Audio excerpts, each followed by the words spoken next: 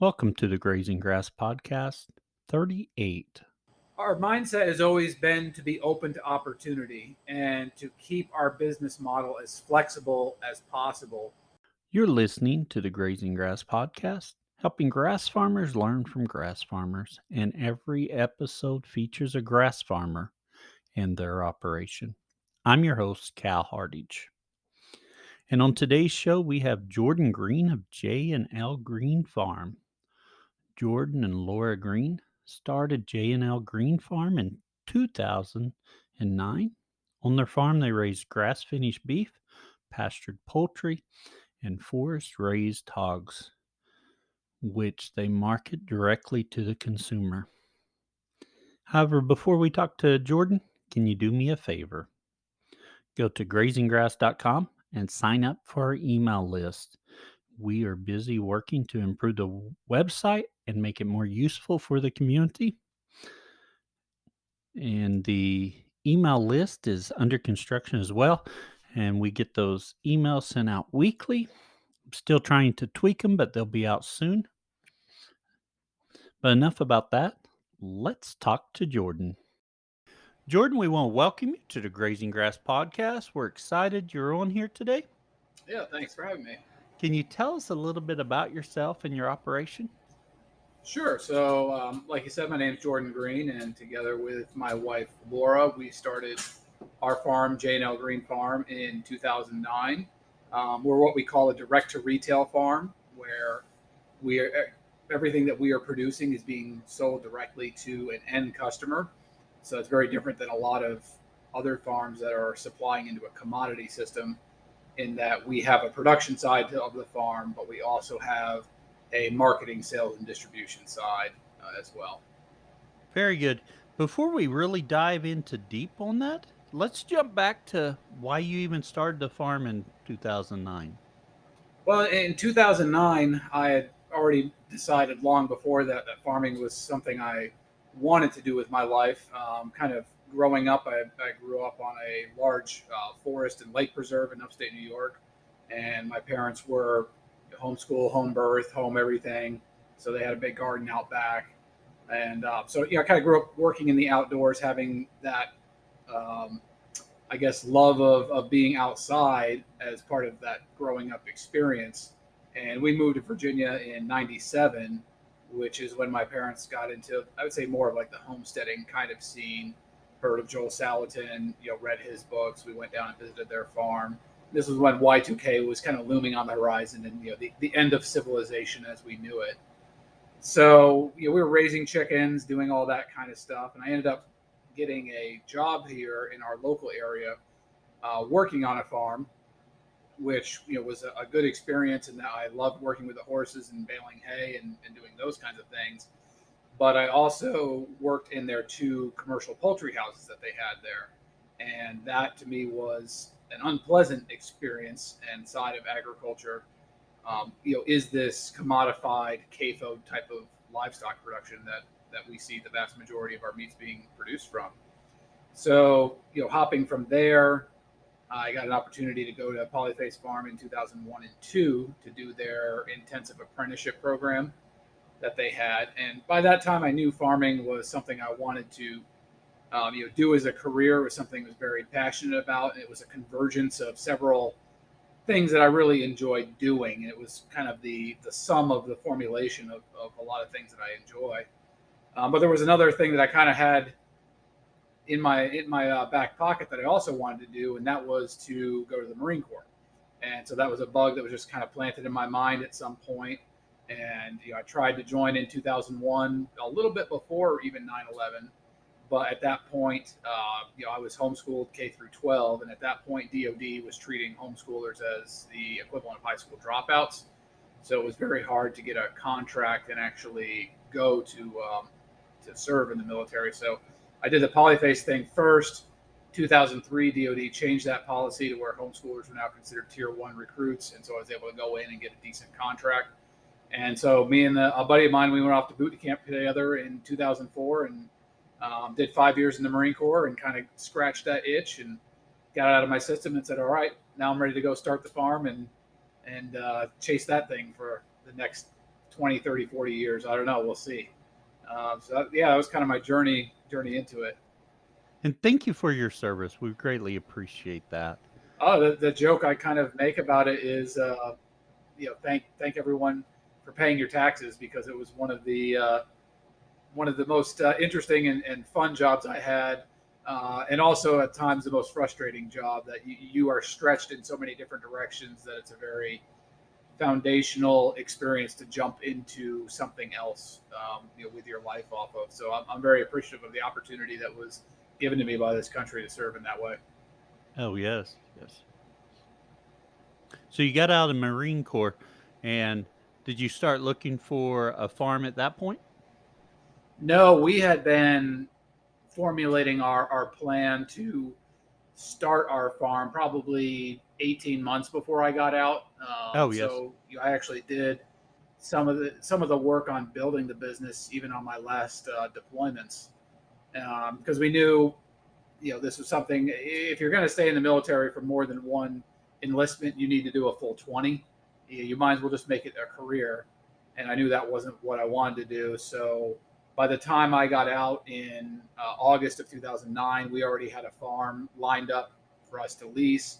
Already had a concept of the operations that we were going to do, and had some marketing lined up. And so we left and stepped right into operations here pretty shortly after getting home. So you decided when that 2009 time approached, you were going to do direct to retail already. Yes, yeah, that was what my background was in.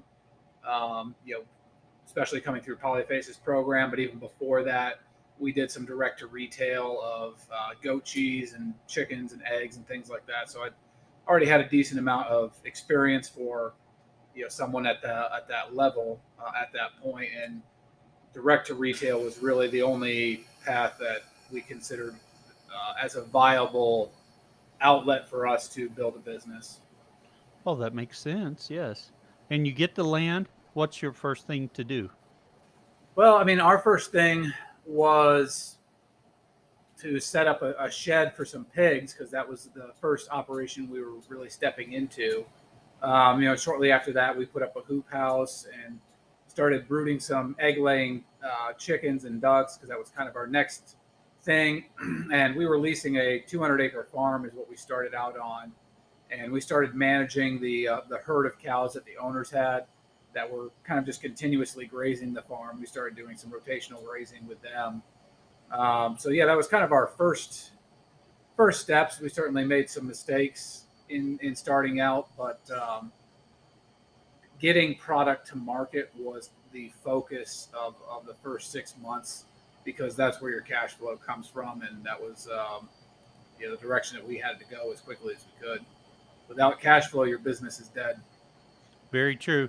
And when did you pick out the chickens and ducks and pigs with that idea in mind that they're short term and can get cash flow from them? Yeah, the thing with pigs is we had an opportunity to help another farm backfill an inventory shortage that they had going on.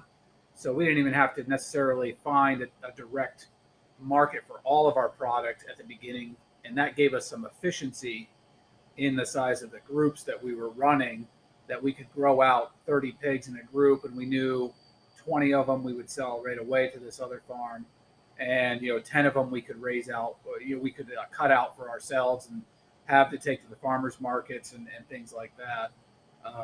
It gave us a good way to get into an operation already at a little bit of an efficiency level, which is another real crucial element for a startup farm, is finding that one core element for your operation that you can scale out and build efficiency into as soon as you can after you get started. Oh yes, that helped you with that, having or working with that other farm. How did you find that other farm to work with? Well, I mean, the other farm, it's no secret, that was Polyface Farm. So it was my alma mater that I had come through. And at that point, they had just picked up a contract with Chipotle to supply a couple locations with chopped pork for carnitas. And they just basically had a shortfall on production. that it was a win-win for us and them because they knew Oh, yes. that I was very familiar with their production model and that we were just going to copy the same thing that they were doing. So they said, hey, you can grow out 20 pigs a month for us. That would be great, and it would help us kind of get over the hump. And they ended up taking that business back a year or two later for themselves, but it definitely helped us right out the gate to get some of that cash flow going. You mentioned a while ago on raising the hogs, raising some for polyface and some for yourself, and you started marketing quickly at farmers markets? Yes, yeah. So when you're starting out, the hardest challenge is getting people to know where that you're there and you're having awareness. So in that regard, farmers markets are a fantastic way to get your face in front of a lot of other faces out in the community. It's certainly not the most efficient sales model or even the most viable in a long-term setting. But for a startup operation, hey, if you want to see 1,000, 2,000 people in a morning and hone your marketing skills and your pitches on stuff, farmers market's a great place to start out. So we got to the point where by year 3 or 4, we were doing 6 different farmers markets a week just to get ourselves out there and get our name known in the foodie community. Um, and yeah, kind of get the word out there that we were here. And that's quite an undertaking doing that many farmers markets a week. It definitely is a full time job. Some of them were twice, 2 different markets in the same day. Obviously Saturday's a big day, so we were going multiple different directions. We had 2 on a Friday as well. So for us, Friday and Saturday were some pretty crazy scheduling days for us. I imagine so. At that point, was it still you and your wife and family doing it, or had you hired some staff at that time? We had some staff rotate in and out in the early years. One of the things that we did was we toyed around with an apprenticeship slash internship program in the first couple years, which we've actually moved away from and not had an active program for that in quite some time. But yeah, that was something that helped us out in the early years. We didn't really start bringing on, I would say, full-time professional staff till maybe our 5th or 6th year of being in operation. And a lot of it was just Laura and I. We were working 16, 18 hours a day, a lot of days. We worked about our first 2 years without taking a break, just putting in the grind and the work to get this dream off the ground. And it is a grind and a lot of work to build that foundation and get started. So a lot of people find themselves in that. Certainly. What else, in addition to the farmers market, were you doing for marketing? Well, it was kind of in the early days of social media. So we were certainly doing a little bit of social media marketing. The key thing, though, is to move a farmer's market customer. If you're in the northern half of the United States, most markets close down in the winter. So if you can move those summer customers to a winter, say like a buying club model or a home delivery model, that's where you can start collecting contacts and customers and start building an email list. That's really kind of the ultimate goal of any of your marketing is getting those people plugged into your information stream that you're putting out there. And that was kind of our strategy with a lot of the summer markets is we would establish a customer base that we would have a solid, say, 20 people that were buying from us every week. And, at the end of the season, we would just say, hey, we're going to keep bringing some product up here once a month. Sally over here is volunteering her driveway for the once a month, buying club drop.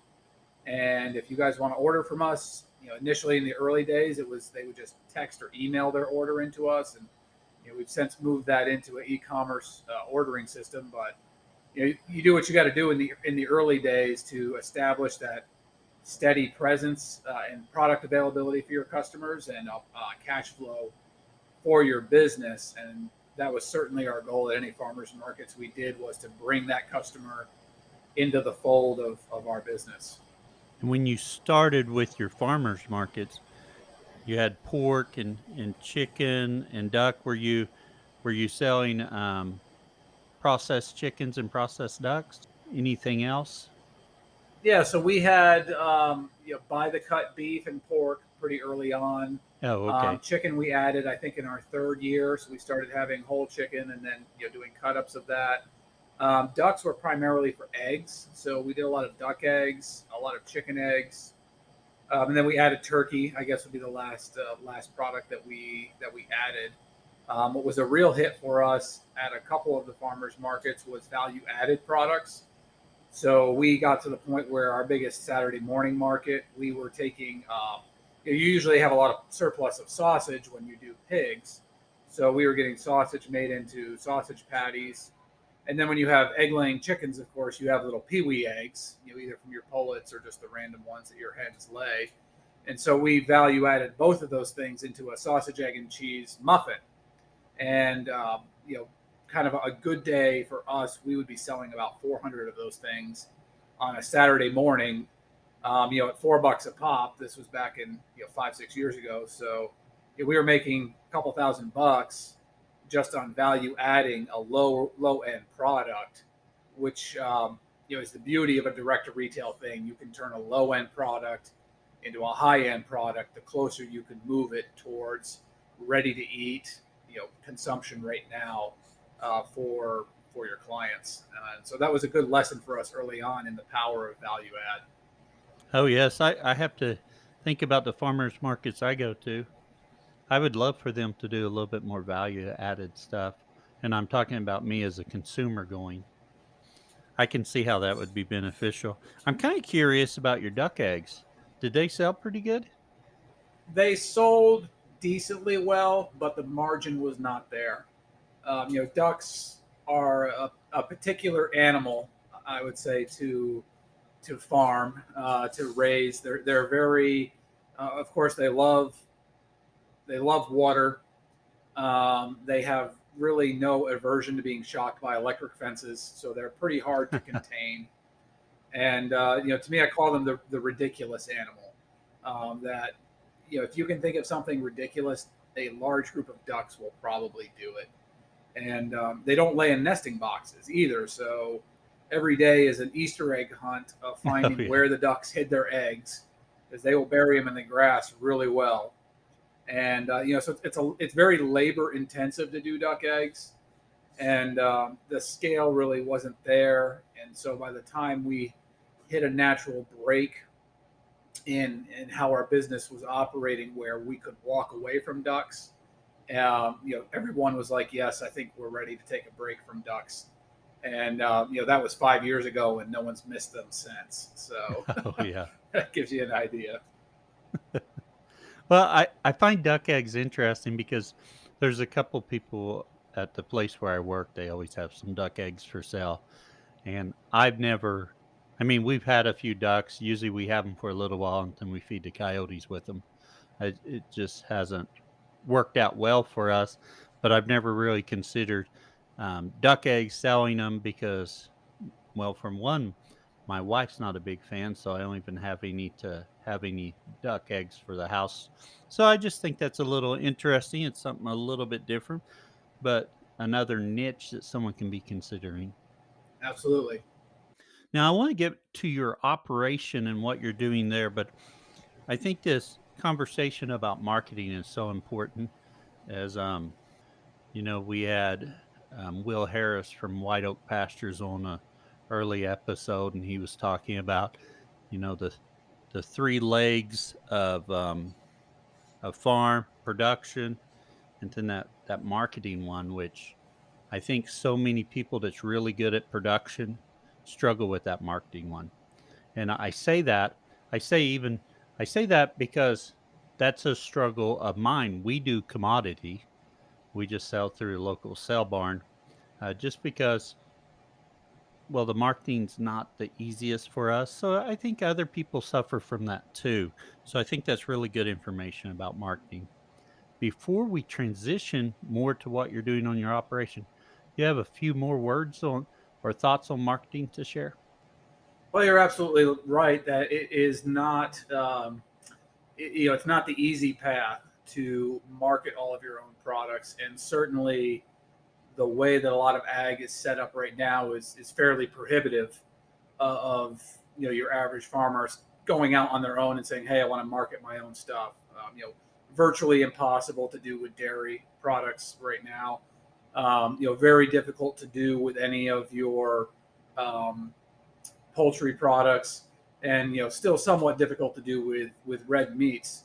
There's a huge bottleneck in processing right now. To even find a facility that could cut and pack the product for you is quite a challenge for a lot of folks, and you're having to drive a long distance and scheduling things out 12, 18 months in the future. But then also, a lot of farmers are in the business because they enjoy working with cows, or they enjoy crops more than they enjoy going out and beating the bush and trying to sell a product. People who enjoy doing that, they're in sales, not in farming. So I think it takes a healthy awareness of yourself and where your talents are as a producer. That if you want to get into the direct to retail side of ag, certainly the days of just putting out a sign and saying fresh beef here and having customers flock to you, those days are over. We're now competing with Butcher Box and Pasture Bird and other businesses that ship product nationwide. So this is becoming a competitive space where if you don't have your marketing chops together, you will get chewed up. But my take on it is, for your average family farm, if you want to survive, there's really two ways you got to go. You got to go absolutely huge and be super savvy at playing the commodity system, or you got to figure out a way to shorten the gap between you and the end customer. Right now your average farmer is getting 17 cents on the dollar, and we've got to figure out a way to bring that other 83 cents back on the farm. So either if you know how to market and learn how to do it yourself, or bring that person in who knows how to do that. And fortunately for Laura and I, Laura's a very good marketer and salesperson, and that is her side of the business. That she handles all of the direct to retail shipping. That whole segment of our operation is what she does, and she's fantastic at it. So I guess I got lucky. It sounds like you have a great relationship there. Um, Works out really good with her having those strengths. It's certainly advantageous to have your spouse being on board with what you want to do. I've really yet to come across in my travels to come across a couple that is engaged in a farm that wants to do direct retail, where they find success without both spouses being 100% on board. If the dream and the vision is one spouse's and not the other's, to me that is really almost a prohibitive element towards building a farm, especially a direct to retail one. It's going to take both of you on board with the same vision and dream, and pulling hard in the same direction. Yes, there is a lot of time and effort put into that, and it definitely helps if you're both pulling in the same direction. Let's transition, Jordan, to your farm right now. What's it look like if we were to come visit? What would we see? If you came to our what we call HQ, which is our headquarters farm, or kind of the hub of the wheel, it's a 200-acre farm that we lease, and we've had the lease here for the last 10 years. And we have 51 acres of grass here. The balance is woods. So we have a lot of cows here. We have a lot of our pigs are operating here, and all of our poultry operate on this farm. In addition to this one, and this is where our storefront is. It's where we live. It's where most of the employees come to every day to get going for the day. In addition to that, we lease another about 120 acres in the community. That's about 70, 80 acres of grass on those places. And that's where we do a lot of our remote grazing with the cow herd. We make a little bit of hay on the one place. And then in the last year, we have purchased a 167 acre farm that's about 15 minutes away. And we call it a farm because of what we do there, but for most other people, they would probably just call it hunting land. It's all woods, and that is where we run our sow operation because we run sows rotationally, grazing them through the woods, kind of similar to how you would with Oh, yeah. cattle, but scaled down for a pig operation. And it's a good piece of ground for sows and for pigs, and that's been our project for the last year and a half is getting that place developed and getting animals over there. We're operating on about half of it right now with a little over 100 sows over there and loving it. So all told, we're running about 450 to 500 acres of ground, and we're spread out on multiple different locations, most of which we lease, and one of them we own. Let's dive a little bit deeper into your pork operation. Just talking about your purchased land over there, you've got about 100 sows there. What's that look like? And how are you rotating them? How are they grouped together? Yeah, so we have about 230 sows right now total. Some are over on the sow farm, and some of them are still over here on our headquarters farm. But we backed our way into a farrowing operation pretty soon after we started because we had a shortage of quality piglets, which is a common gripe I hear around. And we needed to address a quality issue and a quantity issue, and so that backed us into kind of farrowing our own pigs. Within about 2 years after starting, it was something that we were starting to look at needing to do. And we found out that we weren't the only farm that had a piglet shortage. There was a lot of other farms that were also looking for piglets, and seeing this as an opportunity in the market. You never want to turn away a good opportunity. We allowed that to kind of lead how we developed the farm. It was an early mindset of ours that we were going to follow opportunity. We're not going to try to ram a square peg in a round hole kind of thing and say, hey, we are only going to produce chickens. It was adapting a kind of overall production model of, hey, this is how we're going to do different animals on the farm, and then we're just going to see which one the market really responds to. And the market's responded really well to pigs and to pork, and so that has become our centerpiece enterprise. So we took my experience from Polyface and how they do pigs.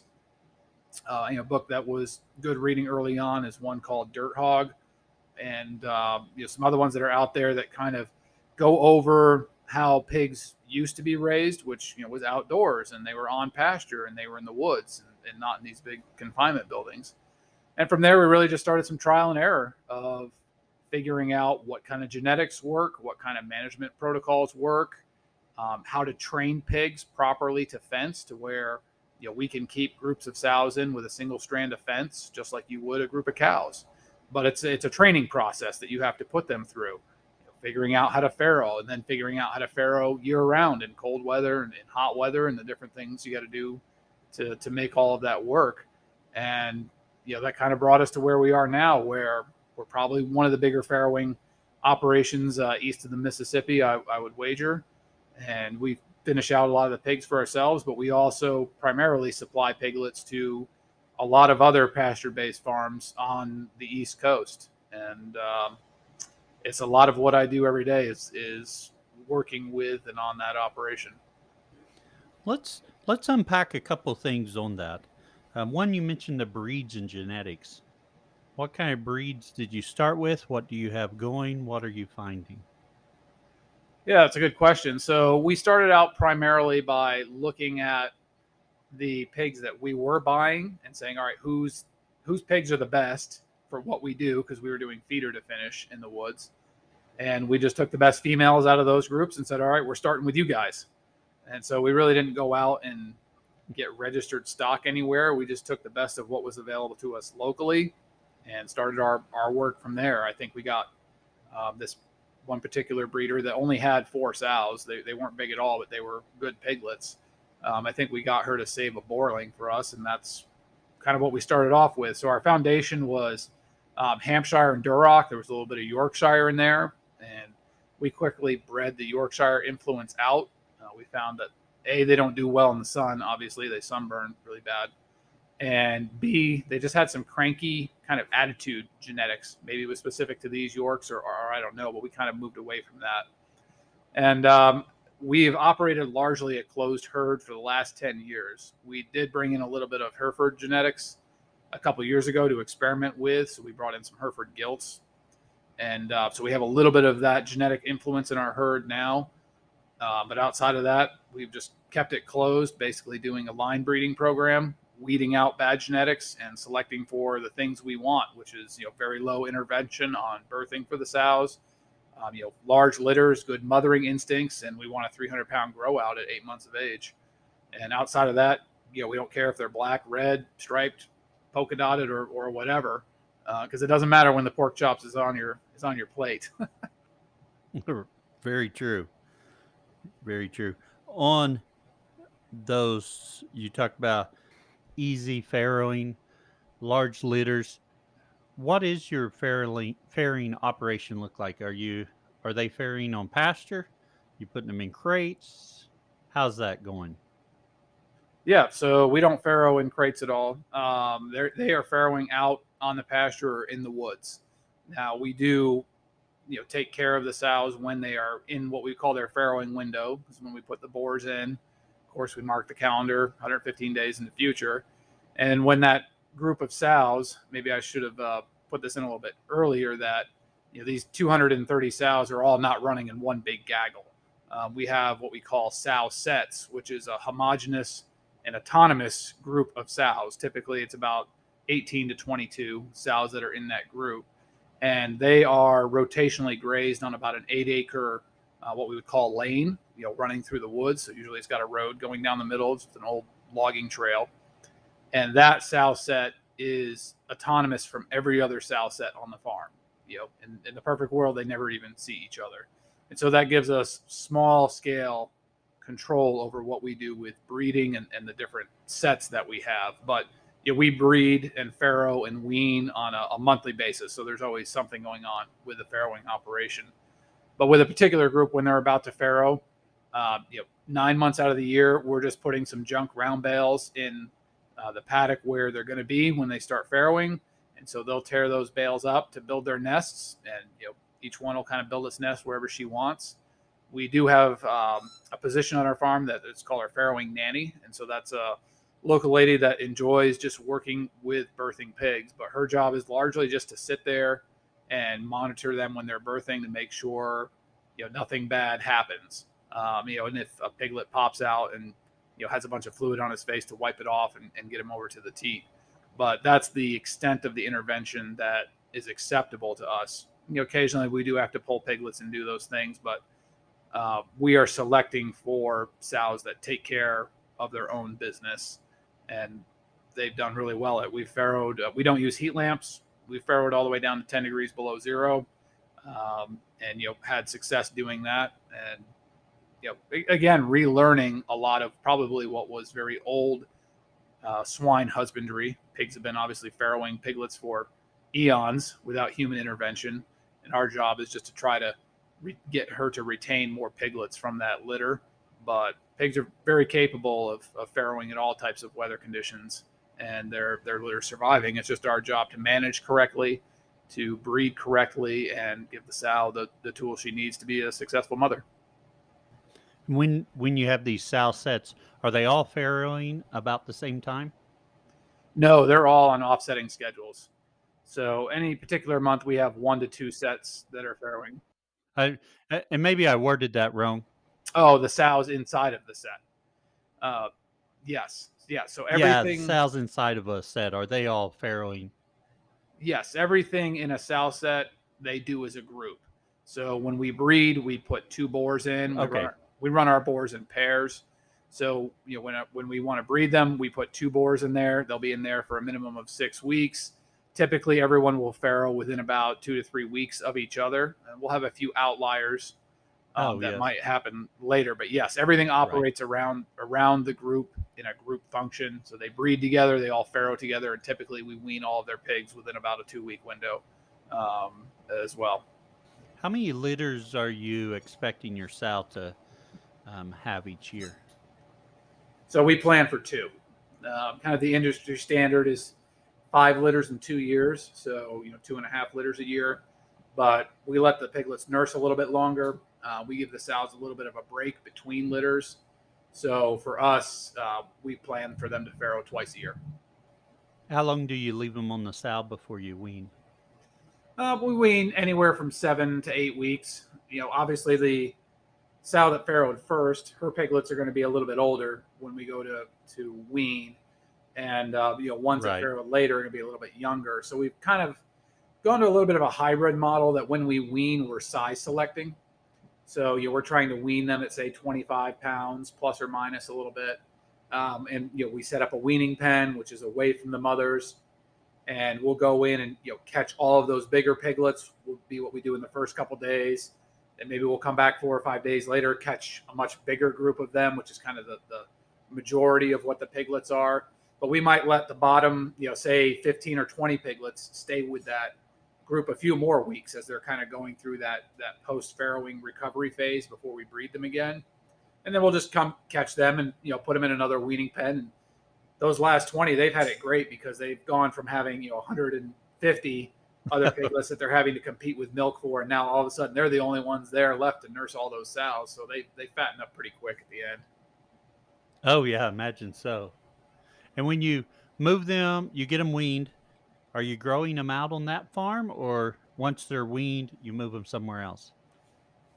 So yeah, ones that we grow out will stay on our farm. Typically, our feeder pigs we run on pastures, and our sows we run in woods, which works pretty well, for just disturbance on the ground, and also the sows need bigger space. The woods is better suited for them. But the feeder pigs we're running in nets with an electrified wire inside, so that's a lot easier to do on the pasture, and it's a lot easier to manage things like filling their bulk feeders and things like that on the field. So yeah, if you come here, you'll see feeder pigs on the pastures and sows with young piglets in the woods. How often are you moving your pigs on pasture? Our feeder That sounds like a groups, children's book, Pigs on Pasture. yeah, there you go, book opportunity. So our feeder pigs move every 4 to 7 days on pasture. It depends on their age and how many are in the group. And then the sows in the woods, they move every 7 to 8 days. And then you're you're shooting for 300 pounds at 8 months. Yes. Are you hitting that target majority of the time, or is it still a work in progress? Yeah, I would say that's our average. The difficulty right now is we're having to schedule pig slaughter dates 12 plus months out in the future. So we're literally booking dates in for pigs that haven't even been farrowed yet.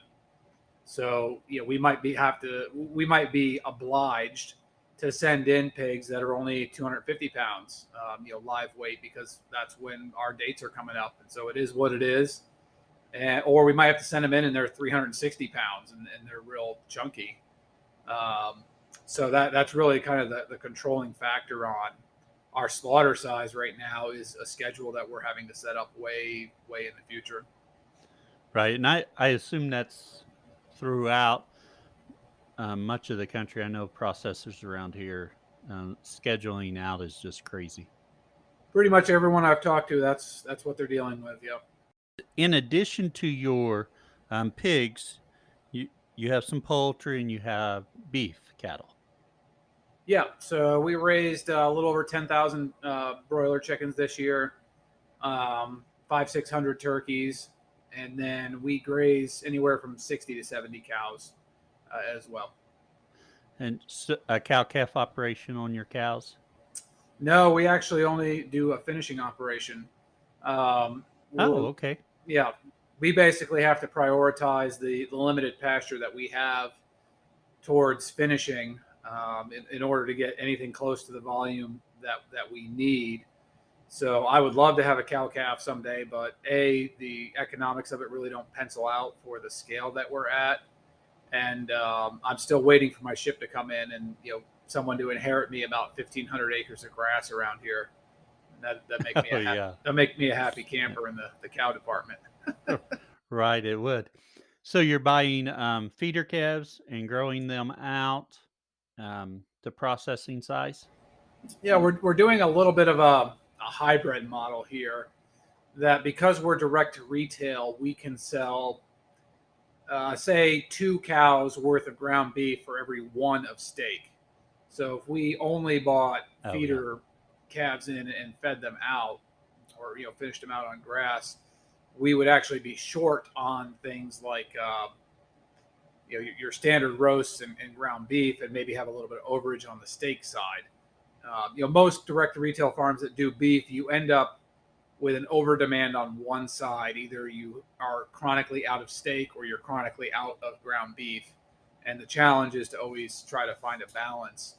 And so, I've been a fan of Bud Williams for a long time.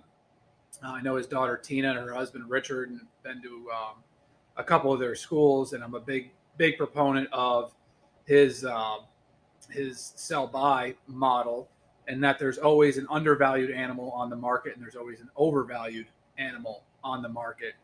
And systemically around here, at least, the undervalued animal is the cull cow.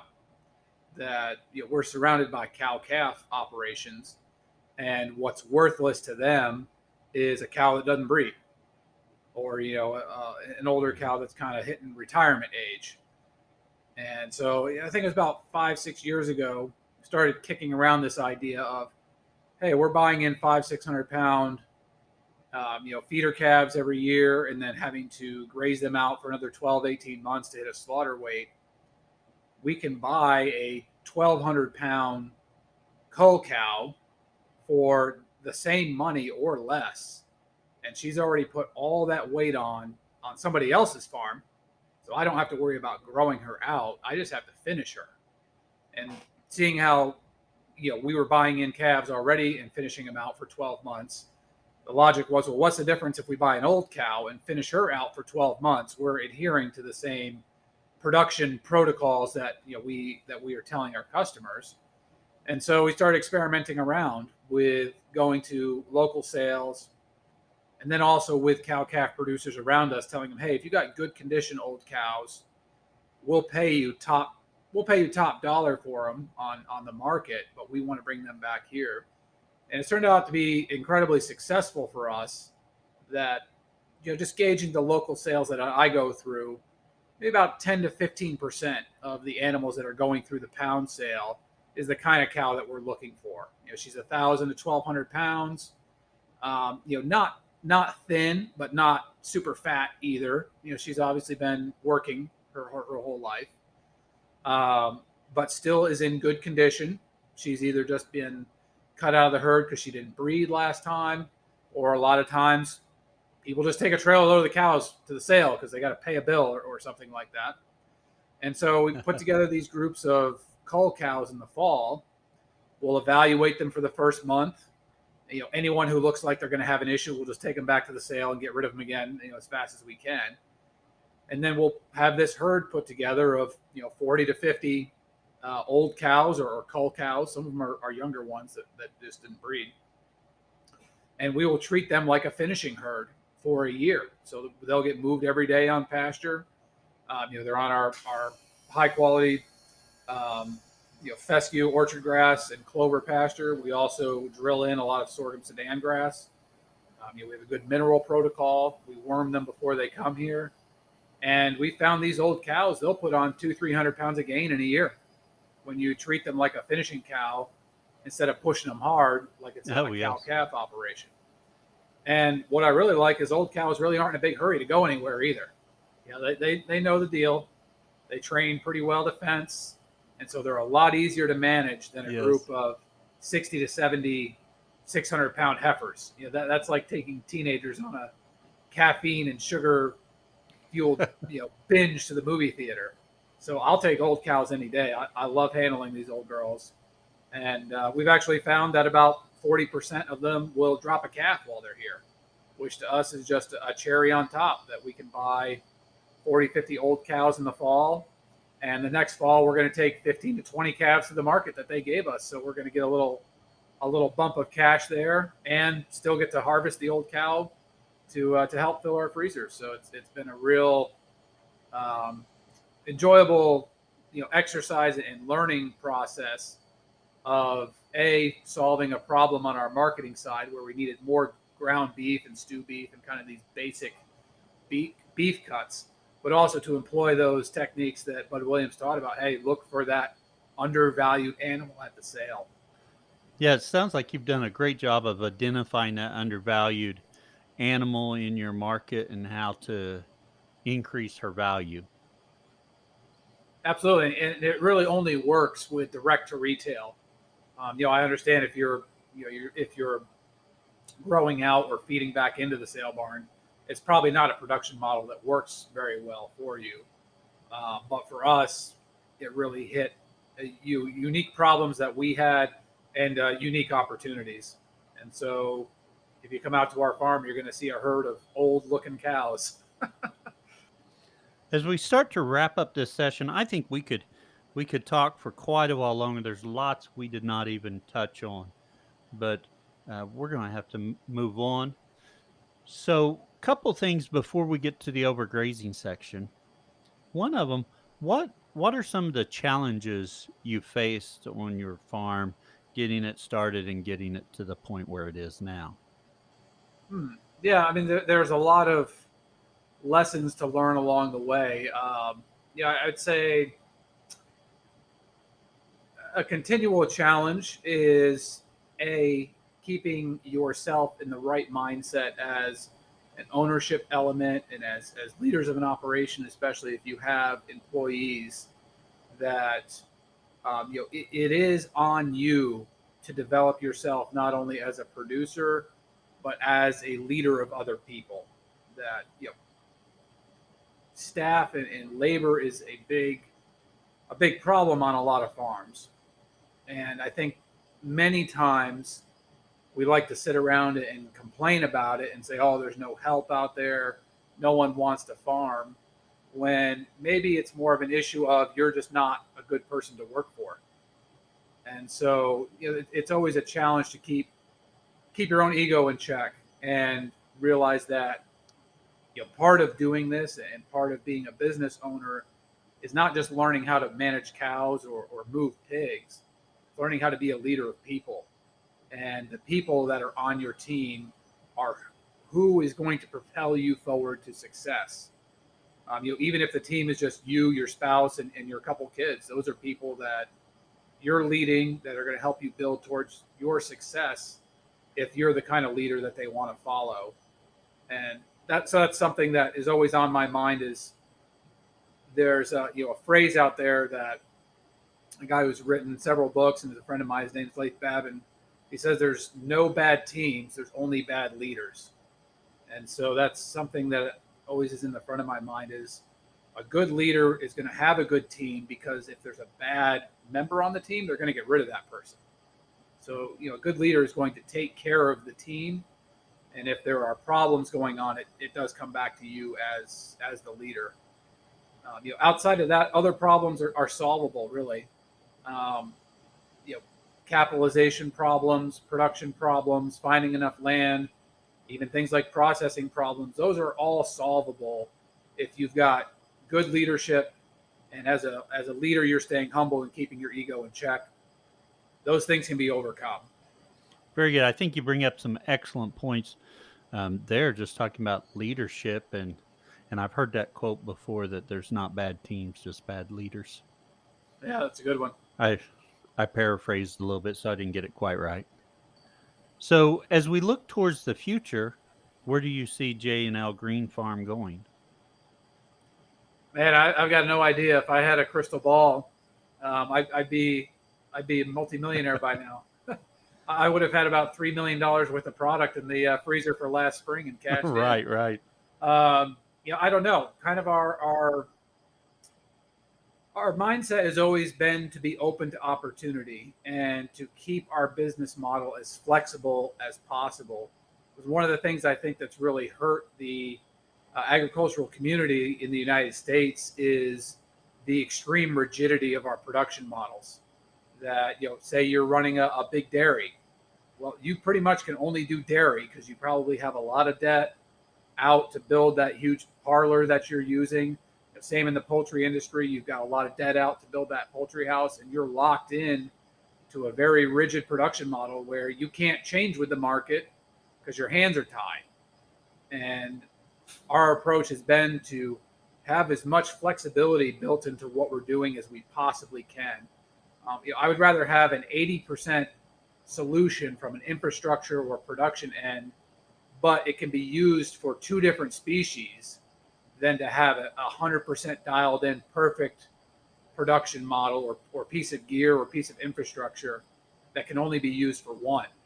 So that's kind of our deal is, hey, we're going to stay flexible and react to what the market is, because at the end of the day, we are in this business to make money, surprisingly. And, that's something I think a lot of farmers need to maybe think about a little bit more is, what are you in this business for? Of course, lifestyle is part of it. We enjoy eating our own product. I certainly enjoy all of that, but I wouldn't be doing 16, 18 hours a day on it just for my own enjoyment. You got to be able to have some money in this process and build some generational equity and wealth that you can, do something with. And so our goal is to stay flexible and follow where opportunity is. Obviously, within inside of what I would call an umbrella of ethics. You probably won't see us putting up any big confinement facilities here on the farm, but we're just looking for the best way that we can serve our community and steward the land that we're on and the animals, and every day just be thankful that we're here to be able to do this, because it is a lifestyle that a lot of people are not able to have. And I always want to keep myself reminded of that I get to do this. This is something awesome to be able to pursue dreams that I've had since I was a teenager, and I count myself very fortunate.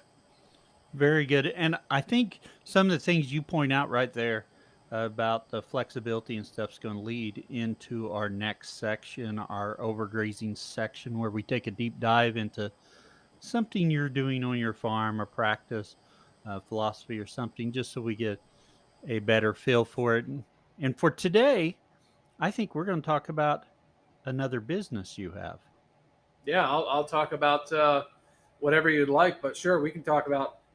You're probably talking about FarmBuilder, Yes. which is an idea that kind of came up maybe 7 years ago. Was seeing that like it or not, information has gone digital. Everyone is on social media.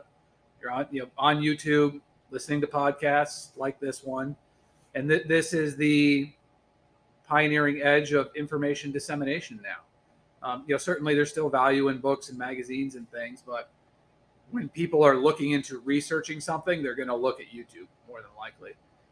And I was seeing a lot of content out there for homesteads and farmsteads and small farms, which is great. Absolutely nothing against them. And then there was videos out there for mainline conventional agriculture, because they've got a lot of money in their in their marketing departments and they make videos. But there really was a lack of content out there for, hey, this is how to produce a product on your farm at a scale that can make you a full-time income in a direct to retail type of orientation. And again, coming at it from a business perspective and looking at, hey, what's another way that we can value add to what we're doing and build a market in a complementary fashion. It's like, well, let's start doing some content on what we're doing. This is how we're building these things at scale, whether it's with pigs or beef or poultry, or talking about things like leadership, like we already did. Here's how the majority of what American farms used to be and what they could be again. This is what we're doing to try to trail break the way through these things, and not everyone has to reinvent the wheel and relearn these traditions and skills that have been largely lost over the last, say, 50 years. And that's kind of what kicked it off, was just putting out, hey, here's what we're doing, seeing what the feedback from the market was. And it's been very positive that there's a lot of young people, there's a lot of veterans, there's a lot of farmers already in the business who are looking to transition out of the commodity model to do something different. And they're hungry for real content, for people who are sharing of this. This is what it takes to actually make it in this business today. It's not all cute Instagram pictures. Sometimes it's getting down and dirty in the mud and working late nights. And that's kind of been our goal, is to be as authentic as possible and show what the real hard work is, the struggles, but also the successes of it, and the fun times of it. And that's led into kind of a consulting type of business. We do a couple of schools a year here on our farm that are more production and marketing oriented, and just run a big YouTube channel and different social media outlets, and just seeing where this thing goes, as we're kind of getting the back to direct to retail pastured based farms into I would say that the next the next phase that we need to go through. Now, I think you mentioned there you offer a couple of schools each year. Can you tell us a little bit more about those schools? Sure. So our big one that we do is every fall. It's usually the last week of September, and that is our farrow to finish and marketing school. So if you were to ask me what is our centerpiece enterprise, we're going to say pigs every time. We do cows. I love doing cows. We do chickens. Chickens are awesome, but pigs is really our bread and butter. And so we put this together. I think 2017 or 18 is when we did our first one. And again, it was just putting out there saying, hey, we're going to do a 4-day school on how to have a centerpiece pastured pig enterprise on your farm. We're going to go from farrowing, show you how we do it, breaking down kind of the fundamentals behind it, all the way through finish. We'll talk butchering. We'll talk carcass audits, numbers, profitability, how to actually put prices on your stuff. And so I do the first 2 days of it, and then Laura does the second 2 days, which is all about marketing and customers and sales and distribution and websites and all the stuff that she handles. And we found there's a good response for that there's a decent amount of folks who are interested in farming, but they want to make it a business and they actually want to make money at it. And for us, it's a fun week kind of to cap off our summer. When we get into late September, it's finally starting to cool down a little bit. And when we have this school, it's kind of when we let our hair down from the push of the summer, and now we're into fall. So it's a lot of fun for us to do. It's a lot of work, but we look forward to it every year. I would assume it's very energizing, very refreshing for you to meet with these people and to share your knowledge with them and just get that energy fed back to you. I know for the podcast, doing that, I always leave each episode excited and re-energized, refreshed, and ready. So I assume you get some of that from those schools. Yeah, we meet a lot of interesting folks, from all over the country. We've had people from all the way out west come, up in the Northeast, all the way into Florida. Some from big farms that you would know all over the world or the country. So yeah, it's a fun time. For me personally, I am dead by the end of it. Oh, I imagine so. I probably sleep 12 hours a night for the next week afterwards. But yeah, it's a lot of fun. Very good, Jordan. Jordan, we're going to wrap up the overgrazing section and move on to our famous 4 questions. They're the same 4 questions we ask of all of our guests. I blatantly stole that off the Bigger Pockets podcast. Our first question is, what is your favorite grazing grass related book or website or resource? I mean, the one I recommend the most is probably Knowledge Rich Ranching by Alan Nation. I think that's a great book for anyone who's looking to get a start in the business of ranching, which, here in the East Coast, we don't say ranching. It's just all farming out here, whether you got cows or crops, it's all farming, but that's a great one to start with. Yeah, excellent selection there. As we move to our second question, what's your favorite tool on your farm? Oh man, there's so many that I enjoy.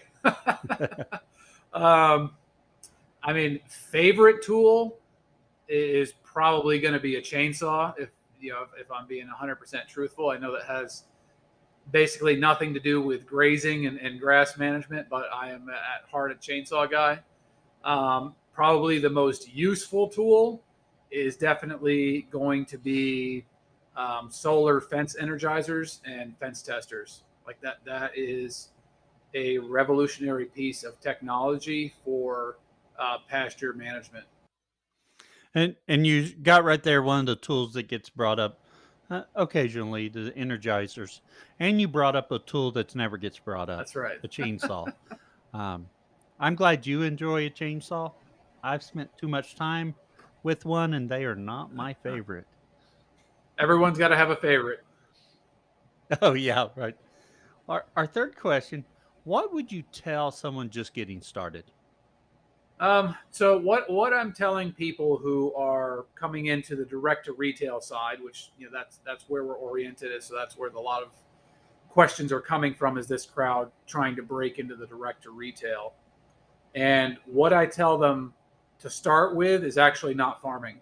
I tell them to start with marketing. That there's a lot of farms out there who are already producing in a production protocol that you probably want to do yourself at some point. You can find grass finished animals, you can find pastured pigs, you can find pastured chickens in any state. But if you are really wanting to start something, you got to get the marketing side down first, because if you can't sell the product, then you're dead in the water.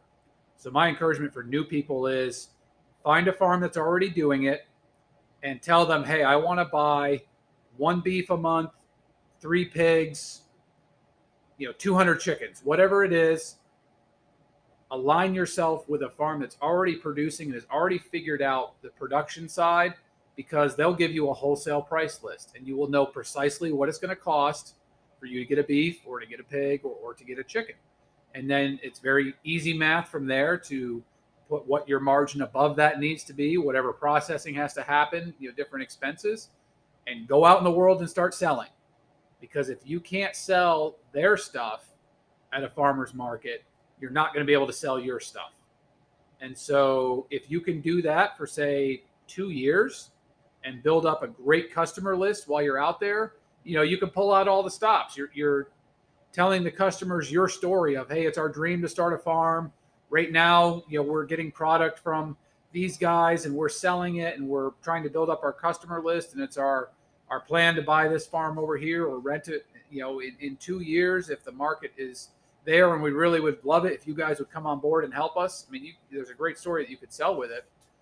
And so say you can build up, $300,000-$400,000 a year worth of sales doing it that way. In 2 years, if you still really enjoy it and it's what you want to do, then the easier part will be finding that farm to buy or lease and start doing the stuff. You can start with doing the chickens first, or the pigs or the cows, and slowly wean off those farms that you're buying from wholesale and replace it with your own production.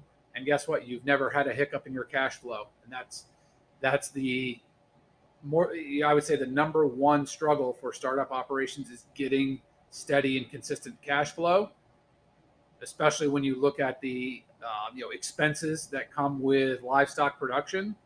So start with marketing, start with sales, cut your teeth in there, and then switch over to production afterwards.